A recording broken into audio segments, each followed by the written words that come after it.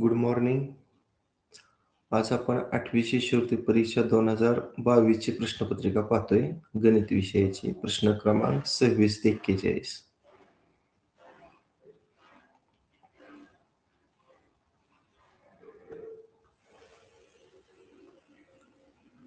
आता प्रश्न क्रमांक 26 पहा. एका कोनाचा पूरक कोन व कोटिकोन यांच्या कोनांचे गुणोत्तर 3 आहे. तर त्या कोनाचे त्याच्या पूरक कोनाशी असलेले गुणोत्तर किती?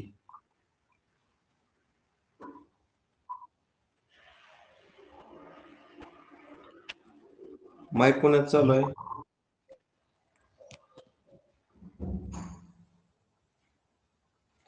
आता आपण जो मूळचा कोन आहे तो x मानूया. मला सांगा x चा पूरक कोन काय येणार आहे? x अंश कोनाचा पूरक कोन काय येणार?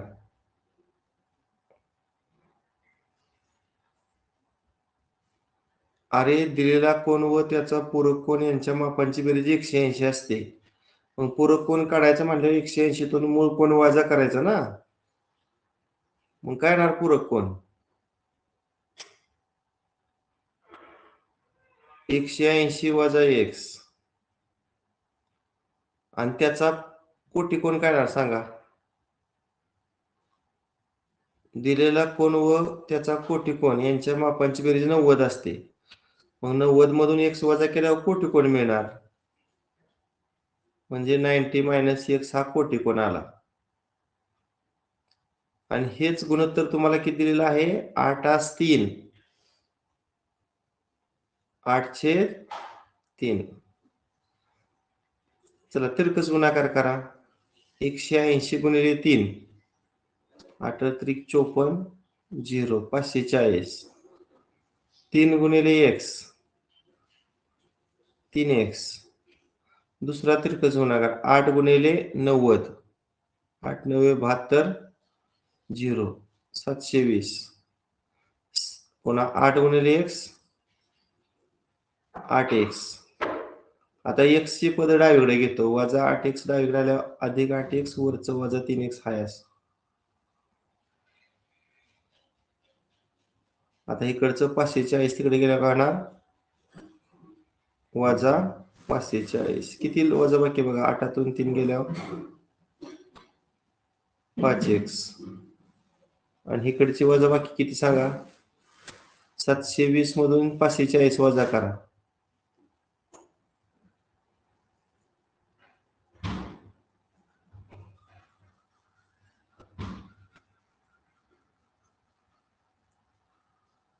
वजाबाकी 180.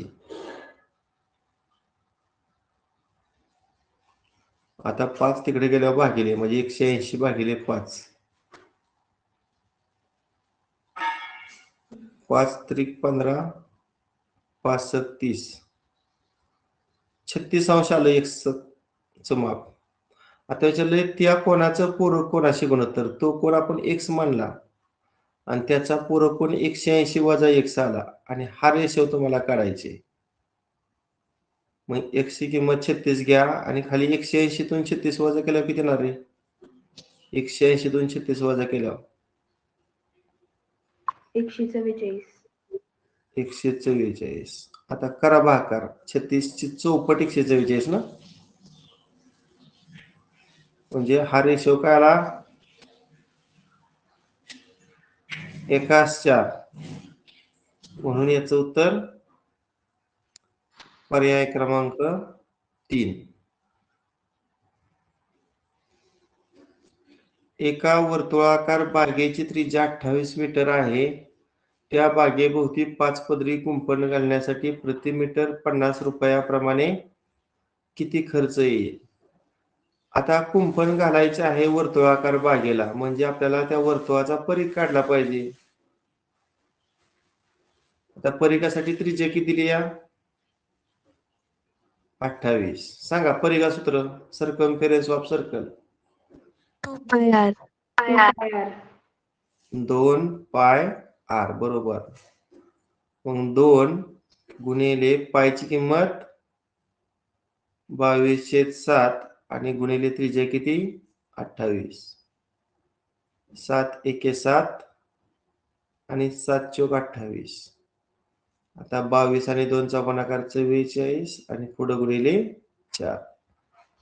4 चौक 16 हातचा 1, 4 चौक 16 आणि 1 17. 176 मीटर हा परीघ आला. परीघ म्हणजे काय रे? कोण सांगते? परीघ म्हणजे एक पदरी कुंपणासाठी लागणारी तार.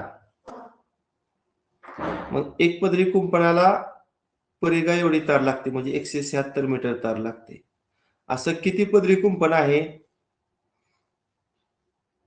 5 पदरी कुंपण आहे. मग 5 पदरी कुंपणासाठी लागणारी तार काढायचं म्हणजे 176 आणि 5 चा गुणाकार करा. चला 880. 880 मीटर ही 5 पदरी कुंपणासाठी लागणारी तार आली. आता आपल्याला काढायची शेवटी फायनल कॉस्ट, एकूण खर्च काढायचे.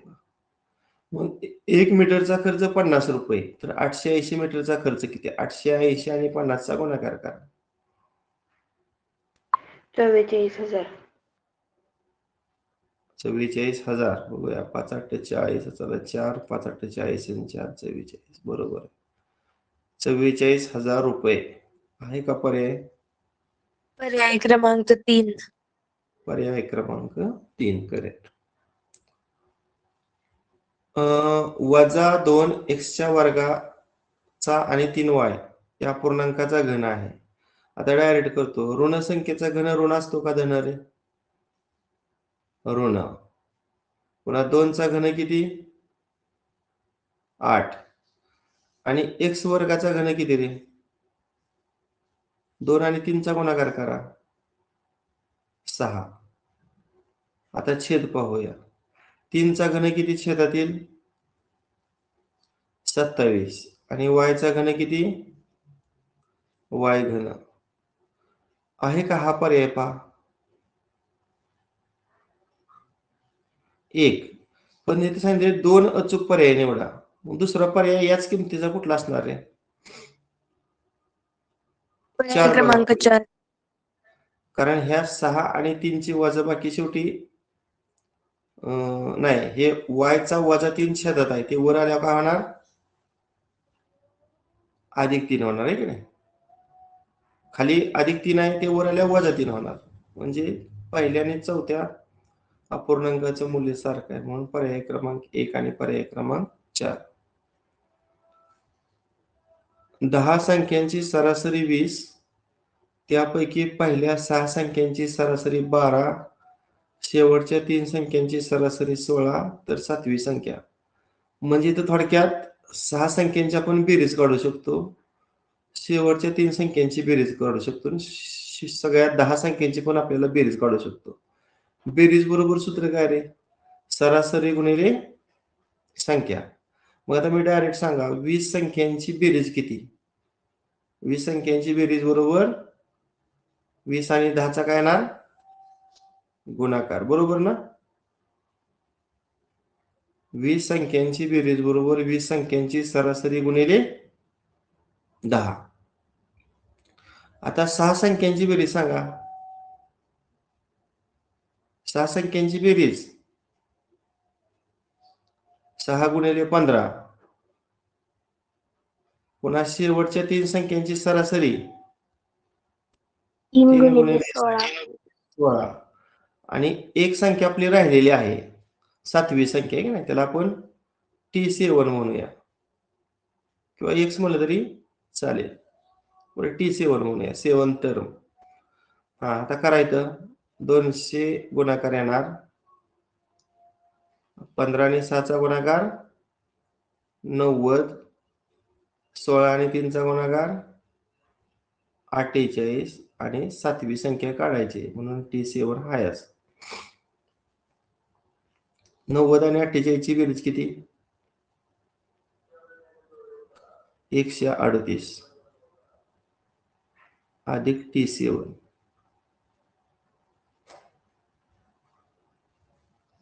आता 138 डावीकडे आल्यावर काय होणार? वजा किती? वजा किती रे? 62. 62. म्हणजे त्या 10 संख्यामधील 7वी संख्या 62 आहे. आहे का पर्याय 62 चा? पर्याय क्रमांक 2. पर्याय क्रमांक 2. आता दोन संख्यांची बेरीज व्यस्त आणि त्यांची बेरीज. अगोदर याची बेरीज व्यस्त संख्या सांगा. बेरीज व्यस्त म्हणल्यावर चिन्ह बदलायची. 5 याचं काय होईल? -5a आणि -3b चं +3b. +3b. पुन्हा ह्या दोघांची बेरीज व्यस्त करा. -6a चं +6 अधिक अधिक 6a -2b. आणि +2b चं -2b. आता ए पदांचं एकत्रीकरण करा. -5a आणि +6a. एकाचं ऋण आणि एकाचं धन आहे. करा वजाबाकी. 7 आणि 5 गेलं 1a. नुसतं ए येतं आणि मोठ्या संख्येचं धन. आता याचं आणि याचं एकत्रीकरण करा. 3 2 गेलं 1b आणि मोठ्या संख्येचे चिन्ह a अधिक b म्हणजे पर्याय क्रमांक 1. खालीलपैकी अयोग्य विधान कोणते? 2 व 5 न निश्चित भाग जात असेल तर 10 न निश्चित भाग जातो. बरोबर का चूक सांगा? बरोबर. कारण 2 पंचे 10. 2 न भाग जातो आणि 5 न पण जाते म्हणजे 10 न जाणारच. 6 न निश्चित भाग जाणाऱ्या संख्यांना 2 न व 3 न निश्चित भाग जातो. 2 6 म्हणजे हे सुद्धा काय विधान आहे? बरोबर आहे. बरोबर. आता 7 न भाग जाणाऱ्या सर्व संख्या विषम असतात. आता समजा 7, 14, 21, 28 या सगळ्या 7च्या या सगळ्या विषम आहेत का रे? ही तर सम दिसती. ही पण सम दिसते. त्यामुळे हे विधान कसं आहे? चुकीचं आहे. आणि ड बघा 6 न भाग जाणाऱ्या सर्व संख्यांचे 1, 2, 3, 6 हे सामायिक विभाजक असतात. हे कसं आहे विधान? बरोबर आहे. कुठलीही 6च्या पाढीतील संख्या घ्या. 12 घ्या. याचं हे 4 विभाजक आहेतच. बर आता अयोग्य विधान विचारलेलं आहे. कोणतं येणार अयोग्य विधान सांगा? पर्याय क्रमांक 3. पर्याय क्रमांक 3 करेक्ट. खालीलपैकी असत्य विधान कोणते? असत्य म्हणजे चुकीचे विधान. समांतरभुज चौकोनाचे सम्मुख कोण एकरूप असतात. हे विधान कसं आहे रे? तुम्हाला माहिती आहे समांतरभुज चौकोनाचे 5 गुणधर्म आहेत. समांतरभुज चौकोनाच्या सम्मुख भुज एकरूप असतात. समांतरभुज चौकोनाचे सम्मुख कोण एकरूप असतात. समांतरभुज चौकोनाचे कर्ण परस्परांना दुभागतात. समांतरभुज चौकोनाचे लगतचे कोण पूरक असतात. हे 4 गुणधर्म लक्षात ठेवायचे. आता पुढचा समांतरभुज चौकोनाच्या लगतच्या भुज एकरूप असतात का? असतात का? सम्मुख भुज एकरूप असतात. लगतचे असतात का? नाही.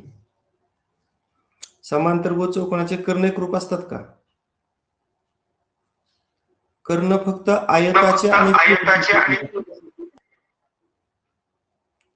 आणि समांतरभुज चौकोनाचे कर्ण दुभागतात. हे सत्य आहे. मग असत्य विधान ब आणि क आहे. ब 2 मध्ये आणि क 3 मध्ये. म्हणजे याचं उत्तर पर्याय क्रमांक 2 आणि पर्याय क्रमांक 3. एका इष्टिकाची ती आकाराच्या टाकीची लांबी रुंदीच्या 1.5 असून उंची लांबीच्या दुप्पट आहे. टाकीचं एकूण घनफळ 4500 घनमीटर असल्यास टाकीची उंची किती? आता आपण लांबीला एल अक्षर मानतो, रुंदीला बी अक्षर मानतो आणि उंचीला एच अक्षर वापरतो. आता मी लांबी एक्स मानली समजा. आता वाक्य काय आहे? लांबी रुंदीच्या किती पट आहे रे? 1.5 पट. 1.5 पट म्हणजे किती? 3/2 घेऊ. बरोबर आहे ना? लांबी रुंदीच्या 1.5 पट. 1.5 पट म्हणजे 1.5. 1.5 म्हणजे 3/2. आता मला सांगा रुंदी किती येणार आहे मग? रुंदी 3/2 डावीकडे गेल्यावर काय होईल? उलट होणार. गुणाकार येईल. 2/3 होणार आहे. मग सांगा रुंदी किती येईल? 2/3 गुणिले लांबी आपण एक्स म्हणली ना. किती आली? बी 2/3x आले. आणि पुढे उंची लांबीच्या दुप्पट आहे. मग उंची किती येणार? लांबी x ची दुप्पट 2x. समजलं का काय केलंय ते? आता टाकीचं एकूण घनफळ दिलेलं आहे. मग टाकी इष्टिकाची तयार करायची. इष्टिकाची घनफळ सूत्र काय आहे? LBH. L गुणिले B गुणिले H. L गुणिले B गुणिले H. आता घनफळ हे घनमीटर मध्ये दिलेलं आहे. त्यामुळे आपली लांबी रुंदी उंची ही मीटर मध्ये येणार. असू द्या, येऊ द्या. घनफळ आपण 4500 डावीकडे टाकूया. L ची किंमत x गुणिले B ची किंमत 2/3x आणि उंची किती? 2x. आता 2 आणि 2 चा गुणाकार 4 छेदामध्ये 3 आणि x चा 3 वेळा गुणाकार x घन. आता 4/3 डावीकडे नेऊया. काय होणार? 4500 गुणिले 3/4 होणार. आणि इकडे राहणार x घन. करा भागाकार.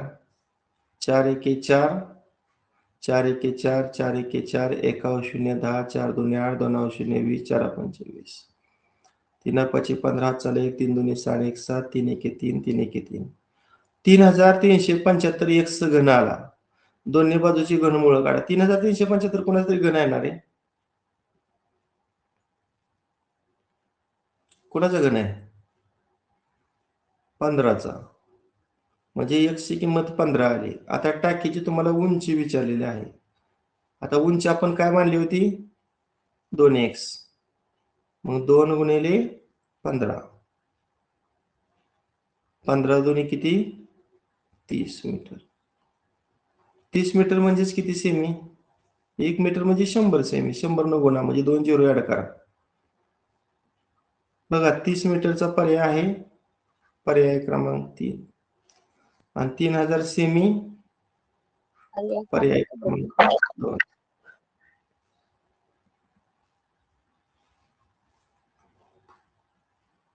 हा मयुरी कोळी वाच प्रश्न.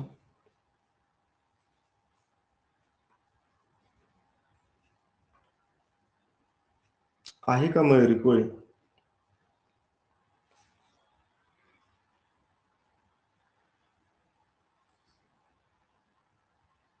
बघा मोबाईलवर तास जॉईन करून झोपणारे विद्यार्थी.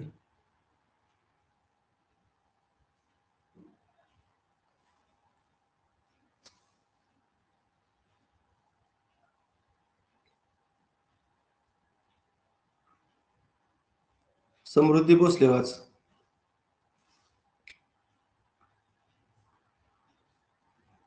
चाकाचा व्यास 1.4 मीटर आहे. या चाकाने 400 फेरे पूर्ण केले तर त्याने कापलेले अंतर किती? ओके. फ्रेश आहे का समृद्धी? त्यासाठी लवकर उठायचं. एका ट्रॅक्टरच्या चाकाचा व्यासला आपण इंग्रजीमध्ये डायमीटर म्हणतो. डी अक्षर दिलेला आहे 1.4 मीटर. आता मला सांगा परिघा सूत्र काय आहे? व्यासावरून परिघ काढण्या सूत्र. ID. पायडी. मग पायची किंमत 22/7 आणि डायमीटर किती? 1.4 मीटर.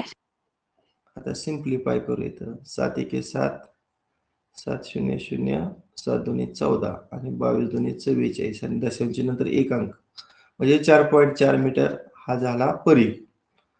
आता मी तुम्हाला यापूर्वी सूत्र सांगितले फेरे बरोबर अंतर भागिले परिघ. मग तिरकस गुणाकार केल्यावर काय येणार? अंतर म्हणजे गुणाकार येणार. कोणाकोणाचा?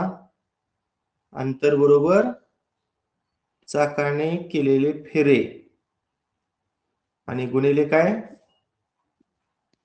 चाकाचा परिघ. मग तुम्हाला परिघ 4.4 आलेला आहे. नाही, परिघ किती दिलेला आहे? सॉरी, अगोदर फेरे 400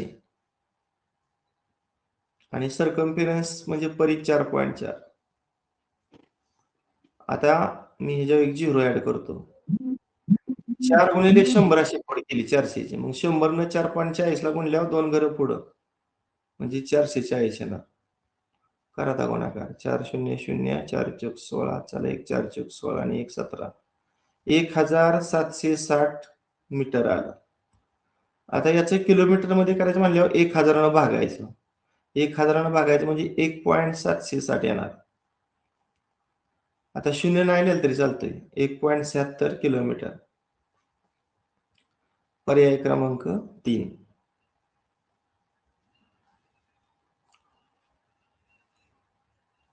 सोबतच्या आकृतीत रेषा L समांतर रेषा M समांतर रेषा N X आणि Y या दोन छेदिका आहेत.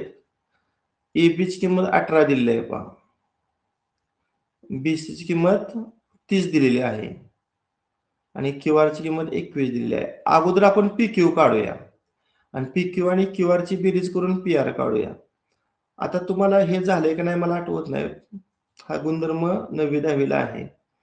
3 समांतर रेषांना 2 छेदिकेने छेदले असता पहिल्या छेदिकेवरील आंतरछेदाचे गुणोत्तर व दुसऱ्या छेदिकेवरील आंतरछेदाचे गुणोत्तर समान असते. याचाच अर्थ AB आणि BC हा रेशो आणि दुसरा कुठला रेशो समान येणार सांगा दुसऱ्या छेदिकेवरचा. PQ आणि PR. QR PR नाही QR.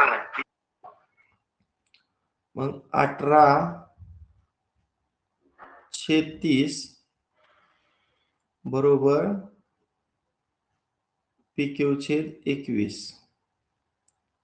आता ते सिम्प्लिफाय करू. 6×18 6×5 तिरकस गुणाकार. PQ बरोबर 21 आणि 3 चा गुणाकार किती रे 63 आणि भागिले 5. 5 1 5 1 3 13 5 2 10 3 0 30 5 36 म्हणजे PQ ची किंमत 12.6 आली. पण आपल्याला विचारलंय PR. मग सांगा PR म्हणजे कोणाची बेरीज PQ प्लस QR.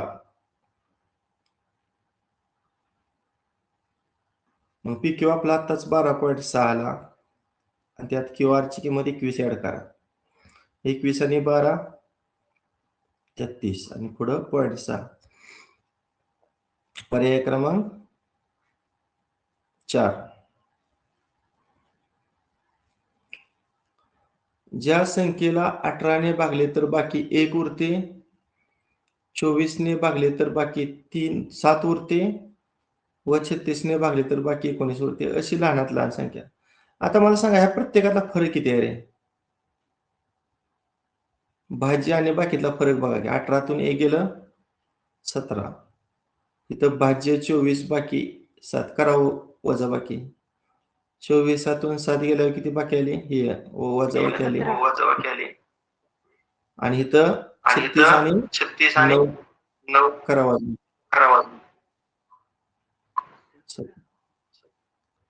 म्हणजे भाज्य आणि बाकीतील जेव्हा छेद समान येतो तेव्हा काय करायचं जो भाज्य आहे का नाही 18 24 आणि 36 यांचा काढायचा लसावी.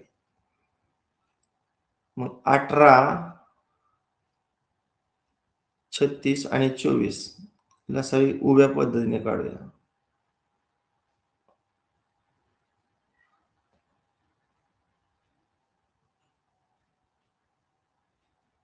तिघाला कशाने भागतो रे? मोठ्यात मोठी संख्या सांगा. 6. बर 6×3 18 6×6 36 आणि 6×4 24. आता कशाने जातोय 3 4 ला जात नाही फक्त दोघाला जातोय. बरं ठीक आहे. हे 4 हाय असं खाली येतो. 3 1 3 3 2 6. आता कशाला जातोय 2 बे 2 4 1 हाय असं. आता कशाला जातोय 2 बे 1 बे आणि हे 1 हाय असं. आता डाव्या बाजूला ज्या संख्येत का नाही 1 2 3 4 ह्यांचा गुणाकार केला की लसावी मिळणार. मग लसावी किती 6 गुणिले 3 गुणिले 2 गुणिले 2. मग 6 त्रिक 18, 18 दुनी 24 आणि 24 दुनी किती येते गुणाकार? 72. काय आपलं चुकलंय का रे? 6 त्रिक 18, 6 6 36, 6 चौक 24, पुन्हा 3 1 3, 3 दुनी 6, 4 तसंच. पुन्हा बे बे बे दुनी 4. बरोबर आहे.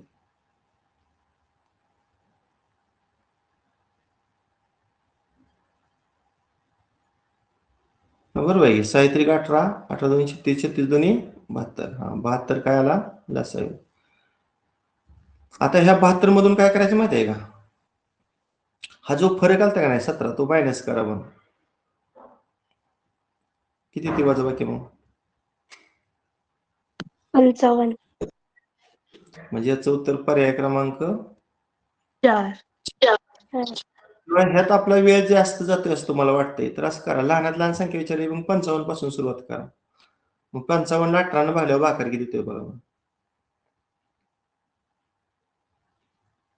बाकी किती होते? 18 त्रिक 54. 55 54 गेलं 1. बरोबर आहे की? पुन्हा ह्या 55 ला 24 न भागा. 24 दुनी 24 48. 48. बाकी किती उरले? बाकी किती उरले? 7. बरोबर आहे. बरोबर आहे. आता 55 भागिले 4. भागिले 4.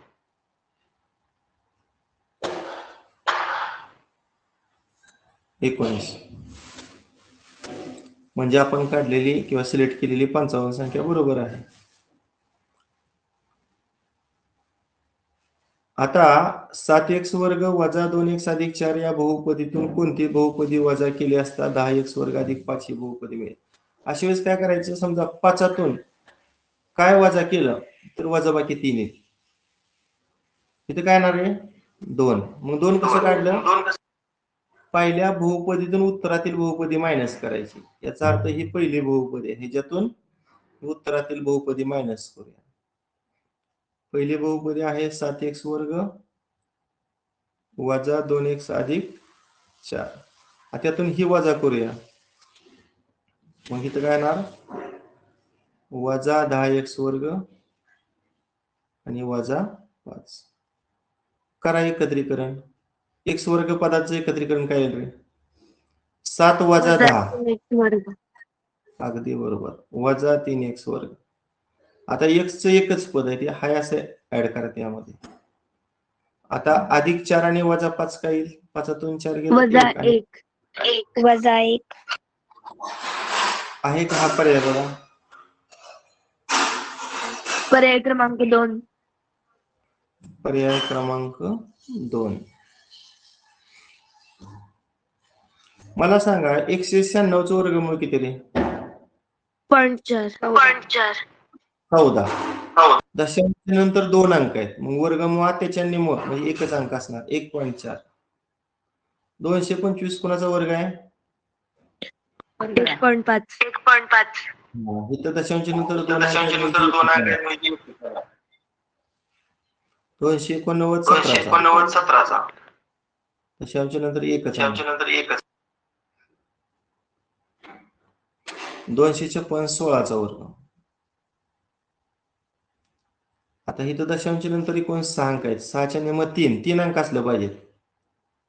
म्हणजे 0.016. आता 1.4 आणि 1.7 ची बेरीज 3.1 आणि 3.1 मधून 1.5 वजा केल्यावर 1.6 येते वजाबाकी. आणि छेदामध्ये 0.016. आता इथे 2 झिरो ऍड करूया. वर हजारानं गुणलं 1600 आणि खाली हजारानं गुणलं 16. आता किती 16 1 16 आणि वर 2 0 100. 100 म्हणजे 10चा काय येणार? वर्ग. म्हणजे याचं उत्तर पर्याय क्रमांक 1. प्रज्ञाकडे जेवढी 2 रुपयाची नाणी, समजा प्रज्ञाकडे 2 रुपयाची X नाणी आहे आणि तेवढीच 5 रुपयाची नाणी. मग 5 रुपयाची नाणी किती येणार? तेवढीच म्हणल्यावर X येणार. मग 2 रुपयाच्या नाण्यांची अमाऊंट 2x आणि 5 रुपयाच्या नाण्यांची अमाऊंट 5x अशी एकूण अमाऊंट तिच्याकडे किती आहे? 196. मग समीकरण तयार झालं. 2x आणि 5x ची बेरीज 7x 196. आता हे गुणिले 7 तिकडे गेल्यावर भागिले 7 दुनी 14 5 7 56 आणि 7 8 56. मग प्रज्ञाकडे 2 रुपयाची पण 28 नाणी आहेत आणि 5 रुपयाची पण 28 नाणी आहेत. आता असं नाही विचारलं की एकूण नाणी नाही विचारलं, फक्त 5 रुपयाची नाणी विचारले. मग 5 रुपयाची नाणी किती आहेत? 28. पर्याय क्रमांक 1. आता बघा 40 अंश व 140 अंशाचं एकच शिरोबिंदू नसणार बरं का, म्हणजे हे दोन कोण वेगवेगळं काढलं. समजा हा एक कोण काढला किती अंशाचा? 40 अंशाचा. आणि हा वेगळा एक कोण काढला, तो कितीचा काढला? 140. आता या दोघांचा शिरोबिंदू वेगवेगळा आहे, एकच शिरोबिंदू नसणारे विचारले. आता सत्य विधान वाकायचं. पूरक कोण येणार का हे दोन? दोघांची बेरीज करून बघा 180 ते का नाही. ज्या दोन कोणांची बेरीज 180 असते ते परस्परांचे पूरक कोण असतात, म्हणजे हे विधान सत्य आहे. आता रेषीय जोडीतील कोण येणार का रे?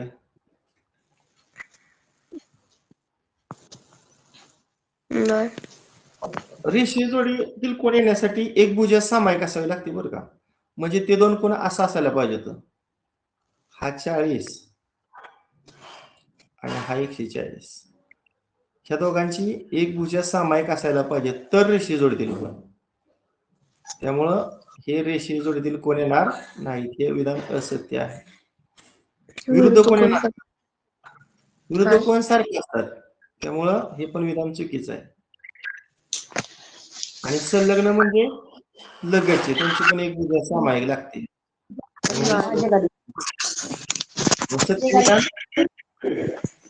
पर्याय क्रमांक किती खाऊन खाऊन खाऊन खाऊन जड झालं, नुसतं उचलून मला इतका जड झालाय वरच जाईना. शपथ हात मोडायचा नाही मला तुला उठवताना. तर परत झोपतो, हे असलं कुठं उठवलं असतं. श्रेया श्रेया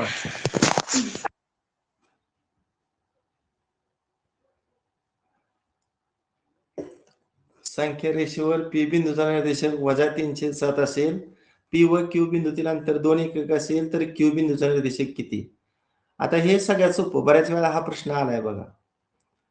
काय करायचं, जो निर्देशक आहे का नाही -307, ह्याच्यामध्ये अंतर मिळवायचं. अंतर किती आहे रे? 2. म्हणजे 2 ऍड करायचं, म्हणजे 2/1 ऍड करूया. करा तिरकस गुणाकार, 7 दुनी 14, दुसरा तिरकस गुणाकार -3 आणि छेदाचा गुणाकार 7. 14तून 3 गेलं 11 आणि छेदात 7, म्हणजे पर्याय क्रमांक 2. आणि पुन्हा ह्याच्यातून 2 मायनस करूया, डावीकडचा आपला कोऑर्डिनेट निघेल. हा करा गुणाकार, -3 न 1 ला गुणा -3, पुन्हा 7 न 2 ला गुणा 14 आणि छेदाचा गुणाकार 7. 14 आणि 3 17 आणि समान चिन्ह वजा आणि छेदामध्ये 7. पहिला 11/7 आणि दुसरा -17/7, म्हणजे याचं उत्तर पर्याय क्रमांक 1 पण आहे आणि पर्याय क्रमांक 2 पण आहे. अशा पद्धतीनं आजच्या तासिकेला आपण 2022च्या प्रश्नपत्रिकेतील प्रश्न क्रमांक 26 ते 41 गणित विषयाचं पाहिलं. 21 ची प्रश्नपत्रिका मी रात्री तुम्हाला टाकली, सोडवली का कोणी? आपल्या 3 दिवस झाले की एक प्रश्नपत्रिका मी पाठवतोय, ती सॉल्व्ह करा. ठीक आहे, बस करूया. Okay, bye.